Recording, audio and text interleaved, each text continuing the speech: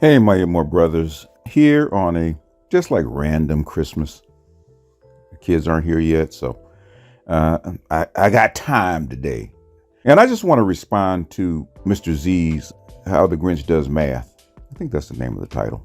But he was talking about black women and the passport bros and the difference and the fairness, because black women want everything to be fair.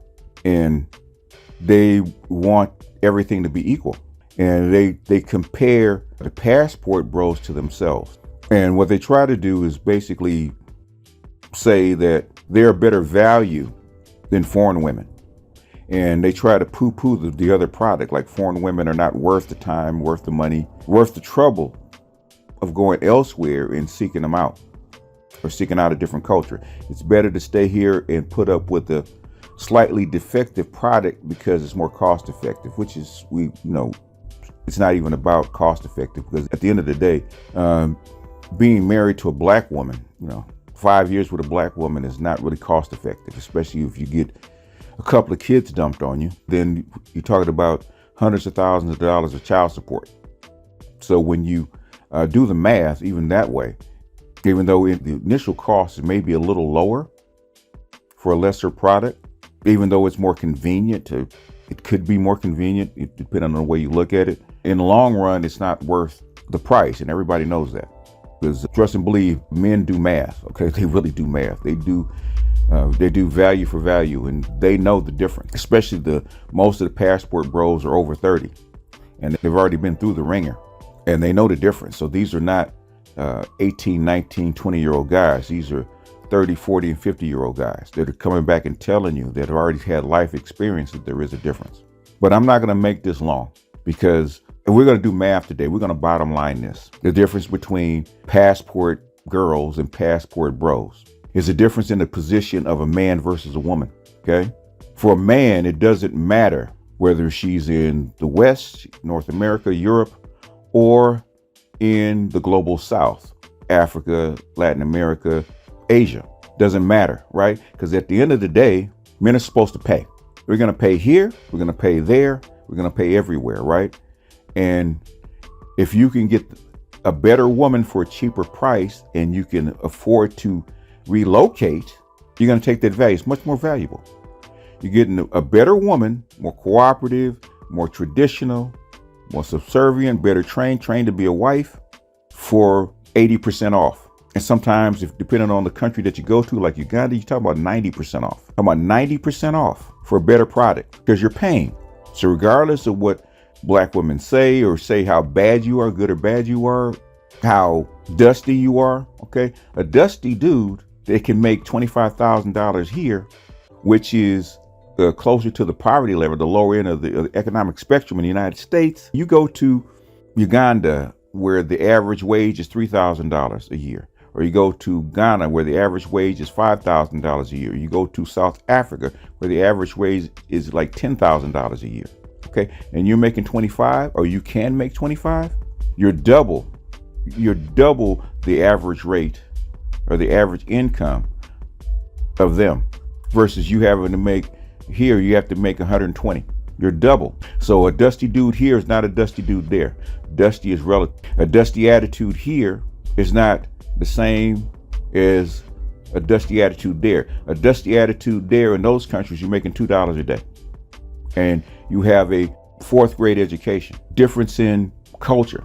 That's the first thing. The second thing is there's a difference in perspective when it comes to men and women. Men are buyers. We acquire, we purchase. Most of men's worth is basically what? Protection and provision, right? Especially in America, especially in the West, provision. Protection is not as big a deal because you have a what? You have a police state. Provision.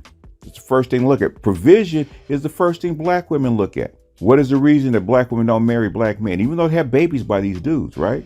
It's because they say black men don't make enough. And depending on what year it is, that's a sliding scale, because at some point, black women will always say that black men don't make enough. So provision, even amongst black women, is very important. So a man going from a first world country where the money's 1-to-1 and maybe even under that, right? To a third world country or a second world country like Eastern Europe, where the goals are different and the provision is different. You're still buying a woman, but you're buying her at half off. You're buying her at a third. You're buying her at 80% off. You're still acquiring a woman, but things you're just doing it at a lower rate. Flip that with women, right? Women are there to what? Gain resources, to be bought, in a sense. Let's be blunt about it. They're there to be bought. You got to have a certain job. You got to have certain resources. You got to have a certain status to be popular or to be what we call eligible in America. Women are looking for a guy with money and status as an eligible suitor for her. Now, take a woman that's here in a first world country with first world wages, with first world prices, right? And she's going to a third world country where the living standards are lower. Guess what she's going to find? She can't look for a top 50% man, because that's the kind of standard that she's looking for. Okay, she's got to look for a top 1 or 2% person if she wants a better, quote unquote, better man, a better suitor. She's not looking for the top 20% or 10%. She's looking for the top 1% over there. And she's got all those other women over there that are eager to get to that same guy. So your competition go to a third world country is fierce. You're talking about it's bad here, okay? If you're talking about your competition is fierce here, man, you ain't seen nothing over there, because all the things that you won't do, those women will do 10 times over. And they're trained and they're also acclimated to his culture. You're not. You're not coming in as a superior. You're coming in as an inferior, because what you want is 10 times what they want. Why should he get with you? So you can't come over as somebody to acquire resources. You have to give it. You have to become a provider. You have to literally become a man. So all the stuff that you won't do here, which is take care of a guy, take care of a family, provide resources to that man or to that family, you got to do over there, because you're coming from a first world country to a third world country. So you're put in the position of a man. Now, if you want to purchase a guy, that's fine. If you want to stand in the place of a man, that's fine. Look at the white women coming over there. They have to buy those guys. They have to give that guy resources. He can't fly and go visit them. They have to come fly and visit them. A lot of those white women come down for sperm and sex, and they have to purchase that. They have to buy that. Now, if you want to go over and do sex tourism just like guys do, or go over there and actually find a husband that you have to buy him with a green card or with money or with resources, that's all good. But our status is not the same. We go overseas, our status raises. Our status gets better. Our quality gets better. Our buying power or our sexual SMV marketplace value gets higher. It goes up 2-3 points. Yours does not. Men, especially black men, are used to being looked at as a mark, as a setup, as a lick. We're used to that. Whether it's a baby and child support, where you're trying to womb hustle the state, where you're trying to get married and get your lick in the 5 years before getting divorced, we're used to that. So why not go someplace else where the games and the rules are in our favor rather than not in our favor? Because in America, in the West, the game and the rules and the laws are not in our favor. It's a rigged game here. So why not go someplace else where the rules, the laws, and the environment is in your favor? It makes sense to me. It's logical to me. You don't like it. You don't want it. It's because you know that the rules, laws, and the environment is in the man's favor. That's how come you're trying to go over there and fuck it up. You're trying to go over and blow up his spot because you want to make things equal. You want a fair shot in your eyes.